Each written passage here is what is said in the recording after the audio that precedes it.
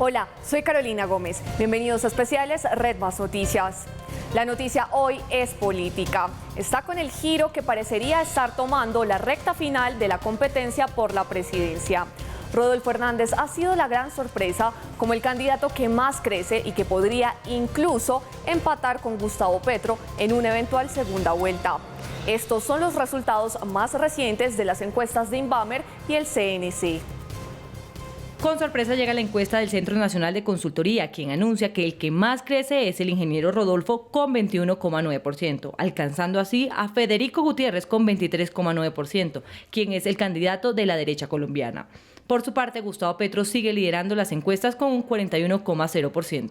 Sin duda, la sorpresa está en segunda vuelta, donde el escenario entre Gustavo Petro y Rodolfo Hernández sería un empate técnico, donde ambos marcan 40,5%. Y aunque Federico ha marcado la intención de votos, sorprende también que en el caso de que se enfrente con Gustavo Petro, el exalcalde de Medellín perdería con 34,9% frente a los 44,2% del senador y líder de la izquierda colombiana. La encuesta fue realizada entre el 13 y 19 de mayo del 2022 y fue hecha con 4.142 personas en 104 municipios de todo el territorio nacional. De ese total, 3.780 entrevistas fueron presenciales y 632 telefónicas. El margen de error es del 1,5%.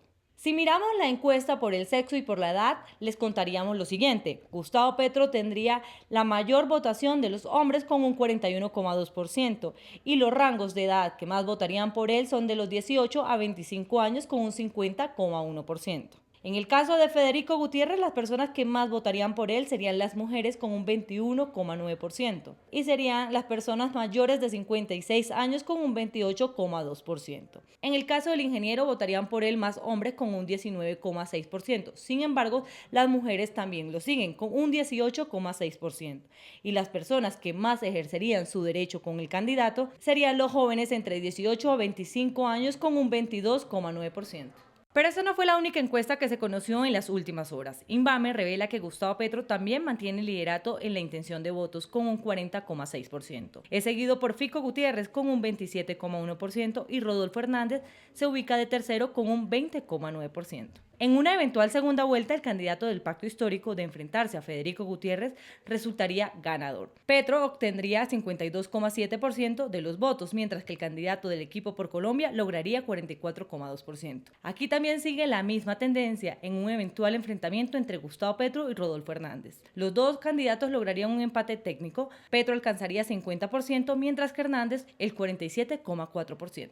La encuesta tuvo una muestra de más de 2.000 personas en 83 municipios del país. Las respuestas fueron recogidas entre el 13 al 18 de mayo, a una semana de los comicios a la presidencia de la República. La encuesta del Centro Nacional de Consultoría fue para Revista Semana y la encuesta de Inbamer fue para Blue Radio, Noticias Caracol y El Espectador. A 10 días de las elecciones presidenciales, la Registraduría Nacional hizo un llamado urgente para que las campañas políticas inscriban sus testigos electorales. Una nueva alerta se encendió sobre el proceso electoral por cuenta de la baja postulación de testigos electorales que hasta ahora han hecho las campañas presidenciales. Según la registraduría, a corte del 18 de mayo solo hay acreditados 1.101, 970 del Pacto Histórico y 131 de Equipo por Colombia. La idea que se haya ampliado el término era para que las agrupaciones políticas se organizaran y presentaran el mayor número y no les tomara la tarde la próxima semana. Aún así, estamos prestos hasta el propio fin de semana. Sí hay que trabajar por parte de la registraduría, pero no se dejen coger la tarde porque aspirábamos que esta cifra hoy estuviera mayor. Al consultar con las diferentes campañas presidenciales, aseguraron que sí van a presentar más testigos electorales, pero que por cuenta de las fallas del 13 de marzo, el proceso ha sido más lento. Ante esa situación, la registraduría tomó la decisión de deshabilitar la plataforma virtual, es decir, el computador donde se agregaban todos los testigos en tiempo real, y obligarnos a un proceso tortuoso en el cual tenemos que llenar unas planillas de un número importante de testigos y ahí sí hacer los registros. Para expertos en temas electorales, si no se acreditan los suficientes testigos, podría afectarse la vigilancia al proceso. Está indicando la debilidad en la estructura de organización de los partidos y puede tener efectos muy perturbadores, como por ejemplo que no haya posibilidad de controles externos, que la información que fluya de las mesas y puestos de votación hacia los directorios y candidatos no sea la adecuada. Los testigos electorales son ciudadanos que representan a los partidos el día de los comicios y vigilan la votación y el preconteo y pueden presentar reclamaciones escritas. El gobierno nacional también ha lanzado una alerta y tiene que ver con algunas alteraciones al orden público que podrían registrarse el día de los comicios. Escuchemos lo que dijo al respecto el ministro del Interior. Tenemos información, la hemos compartido en la Comisión Nacional de Garantías, la hemos ido madurando de acuerdo a la información de inteligencia, de posibilidades, de actos de vandalismo contra las registradurías, contra el proceso electoral, al no darse los resultados que algunos esperan. Y eso tiene que ser rechazado de manera unánime y uniforme por todos los partidos y por todas las fuerzas políticas. A escasos días de los comicios presidenciales, no se ha contratado la auditoría internacional a los software electorales. A última hora, una empresa alemana que había sido seleccionada habría rechazado el contrato. Entre tanto, en el Tribunal Administrativo de Cundinamarca se llevó a cabo una audiencia en la que Indra negó que puedan alterar los resultados de las votaciones. En las últimas horas, el CNE se había decantado por la firma alemana Dermalog para que auditara los softwares encargados de consolidar y divulgar los resultados de las votaciones. No obstante, horas después, el presidente del organismo aseguró que seguían en el proceso de selección. El tiempo es muy corto para hacer un proceso de selección para el tamaño de la auditoría que nosotros pretendemos, porque es una auditoría no solamente preventiva, sino que va a ser una auditoría forense. Entonces, en ese sentido, estamos haciendo todo un proceso técnico. Fuentes del CNE informaron que sí se había seleccionado a esta firma que, según su página web, es líder en biometría y cuenta con 27 años de experiencia, pero que desde Alemania habrían ordenado no aceptar este contrato pese al interés del representante regional de la empresa. Este revés a pocos días de las elecciones se suma a los cuestionamientos que recaen sobre el registrador y la firma Indra. Este miércoles, en una audiencia en el Tribunal Administrativo de Cundinamarca, el expresidente Andrés Pastrana preguntó por supuestas reuniones con esta firma. Esto fue un coloquio del 4 de febrero del 2022, del 2022 en Madrid, España, y llama la atención que un candidato presidencial pida una cita con quien es el encargado de consolidar y divulgar los votos. El director de Indra negó los supuestos encuentros en España. Nosotros tenemos un departamento de compliance, ¿sí?, que sigue obviamente cada uno de nuestros pasos. Nosotros no podemos reunirnos con ningún, le diría, porque no solo trabajo en el mercado de procesos electorales, sino que trabajo también en otros mercados, no podemos reunirnos con ningún posible cliente en medio de procesos licitatorios. El presidente del Senado, candidatos y denunciantes también cuestionaron a la registraduría por las fallas en las elecciones del 13 de marzo. No veo la confianza necesaria en el sistema electoral colombiano, en un hecho que nunca había sucedido. Sin explicación, se le fue informando a la opinión pública que se habían encontrado primero 500.000 votos, después 1 millón de votos y después 1,5 millones de votos, sin que se explicara cómo se encontraron, de dónde salieron.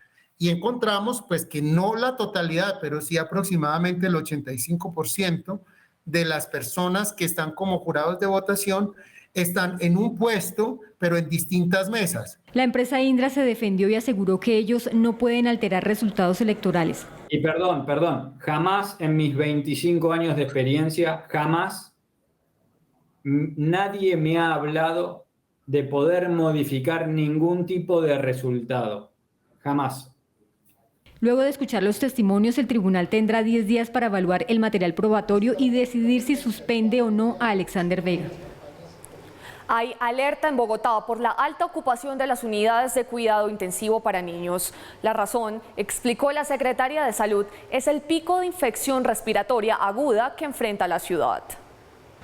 Según la Secretaría de Salud de Bogotá, La ocupación de las unidades de cuidado intensivo pediátrico llega al 93%. De 218 camas disponibles, hay 215 ocupadas. En este momento estamos atravesando el primer pico de infección respiratoria aguda que se presenta a nivel nacional. Bogotá, por supuesto, no es ajeno a este proceso. Y estamos, digamos, en uno de los puntos más altos en este momento. Esperamos que el pico esté finalizando hacia la última semana de mayo, primera de junio. En total, son más de 18.500 casos de infección respiratoria aguda que son atendidos por la red pública. Por ello, el distrito entregó recomendaciones. Si las personas tienen infección respiratoria aguda, cualquier sintomatología gripal, que se queden en sus casas. Si tienen que salir por alguna razón, que usen el tapabocas. Siempre debemos mantener el adecuado lavado de manos y especialmente en los niños menores de 5 años estar muy atentos y atentas a signos de alarma, como son fiebre persistente o de difícil manejo, cuando el niño no come o todo lo que come lo vomita, cuando hay dificultad respiratoria, cuando vemos hundimiento en las costillas al respirar. La Asociación Colombiana de Salud Pública también hizo un llamado para continuar con los esquemas de vacunación, tanto para COVID como para influenza. Mientras elevamos las coberturas, debemos seguir manteniendo el uso del tapabocas bien puesto en salones de clase, en espacios cerrados o que se presten a aglomeración. La Secretaría tiene prendidas las alarmas por la baja vacunación en niños y niñas de 3 a 11 años, que solo llega al 75% para primera dosis y al 52% para segunda. Sumado a esto, también están otros virus que están en el ambiente, como el rotavirus. Estamos en una temporada de cambios de clima, entonces primero, no expongamos a los niños y niñas a esos cambios fuertes de temperatura. Las personas que tengan sintomatología respiratoria deben estar en su casa, no estar en espacios públicos, no estar los niños y niñas en los colegios. En el caso de los mayores de 12 años, la vacunación contra el COVID llega al 109% en primera dosis y al 98% para segunda.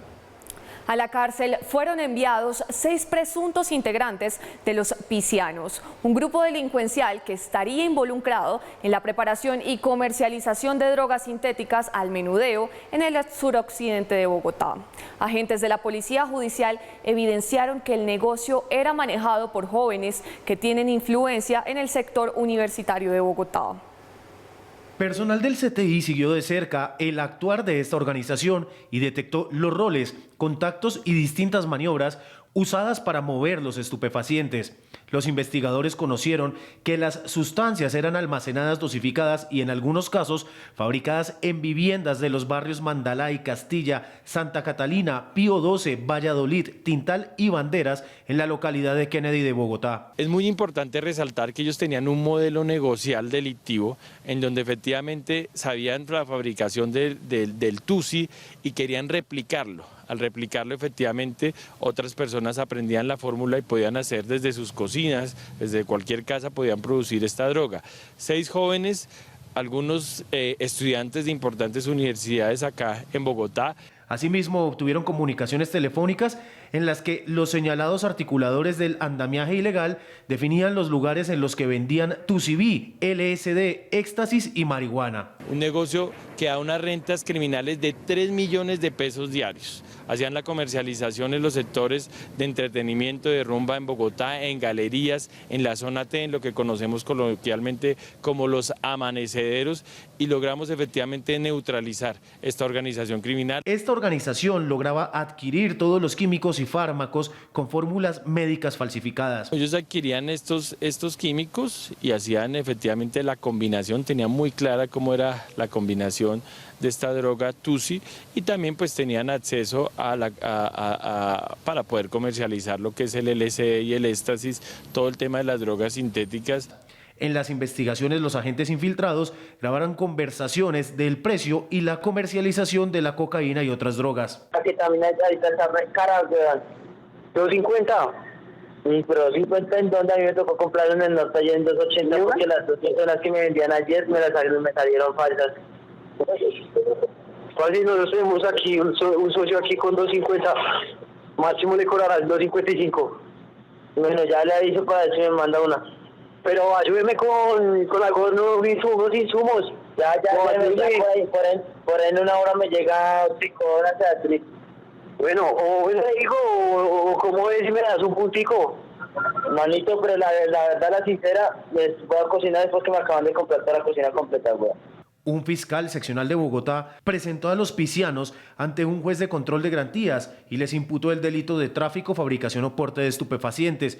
5 de los investigados aceptaron los cargos.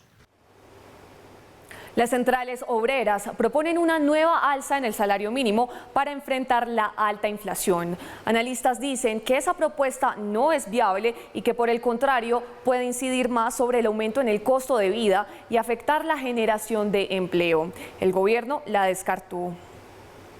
El presidente de la Central Unitaria de Trabajadores, Francisco Maltés, dijo que ante el aumento de los alimentos que llega a casi 30% este año y que los colombianos dedican una tercera parte de sus ingresos a la comida, hay que pensar en un nuevo aumento del salario mínimo. El Comando Nacional Unitario le solicitará al gobierno del presidente Duque alza general de sueldos y salarios, toda vez que el incremento salarial acordado el 17 de diciembre ha sido devorado por la inflación. El salario mínimo para este año se incrementó en 10,07% y se fijó en 1 millón de pesos, una cifra que respaldaron los trabajadores y los empresarios en medio de una coyuntura difícil, pero que no convenció a muchos de los economistas. El alza en la inflación justamente tiene varios efectos negativos que inciden por un lado en el bolsillo de las personas, como también en el crecimiento de la economía. La nueva propuesta en general tampoco gusta a los analistas. Algunos coinciden en que se trata de una iniciativa inviable, porque contrario a lo que se busca, sería mayor presión a la inflación. La meta debe ser reducir los precios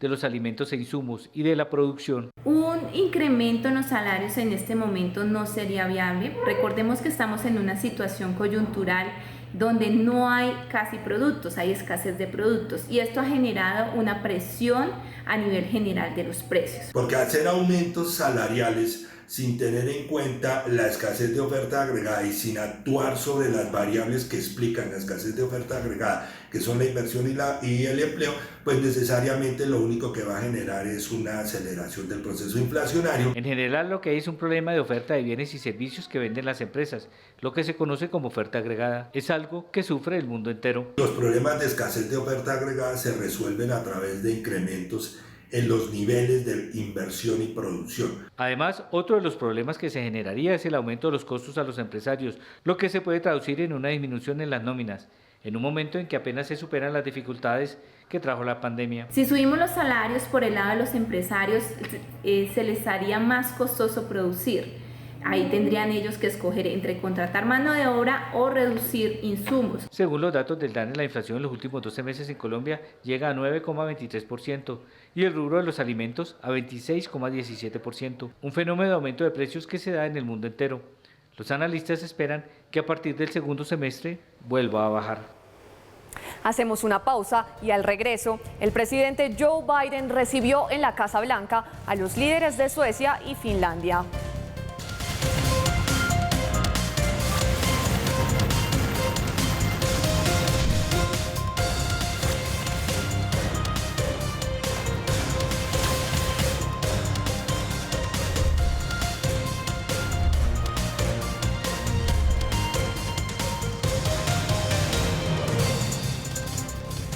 El presidente Joe Biden recibió en la Casa Blanca a líderes de Suecia y Finlandia después de que presentaron formalmente su solicitud de ingreso a la OTAN. Estados Unidos expresó una vez más su apoyo y, entre tanto, aprobaron un nuevo paquete de ayuda a Ucrania por $40.000 millones. El presidente Biden expresó su apoyo total al presidente de Finlandia y a la primera ministra de Suecia tras su solicitud de ingreso a la OTAN.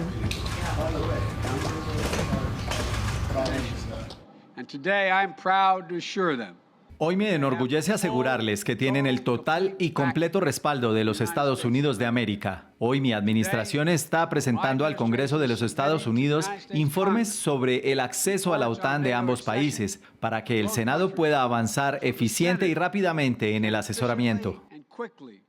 Explicó el porqué de este espaldarazo. Suecia y Finlandia tienen instituciones democráticas sólidas, economías transparentes y un fuerte sentido moral de lo que es correcto. Cumplen con todos los requisitos de la OTAN y algo más.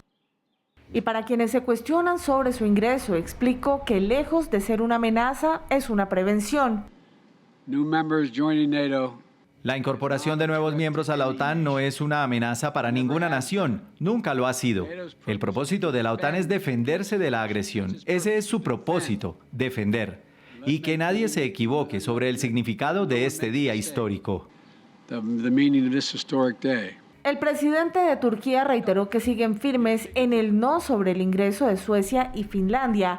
La primera ministra sueca explicó que adelantan conversaciones para poder resolver las inquietudes que por ahora no les dan el sí. Señor presidente, su apoyo a las aspiraciones de seguridad de nuestro país en la OTAN es de fundamental importancia. Esperamos un rápido proceso de ratificación por miembros de la OTAN y en este momento estamos manteniendo un diálogo con todos los países miembros, incluida Turquía, en diferentes niveles para resolver cualquier problema que exista. Desde la Casa Blanca, el presidente de Finlandia habló sobre otras virtudes para lograr su ingreso. Como aliados de la OTAN nos comprometeremos con la seguridad de Turquía, tal como Turquía se comprometerá con nuestra seguridad. Nos tomamos el terrorismo en serio, condenamos el terrorismo en todas sus formas y estamos activamente comprometidos en combatirlo. La OTAN escucha a Turquía para buscar maneras de cómo avanzar en esta negociación. El país llegó después de sus primeros años en 1952 y en caso de no cambiar de opinión, incluso podría bloquear el ingreso de estos países.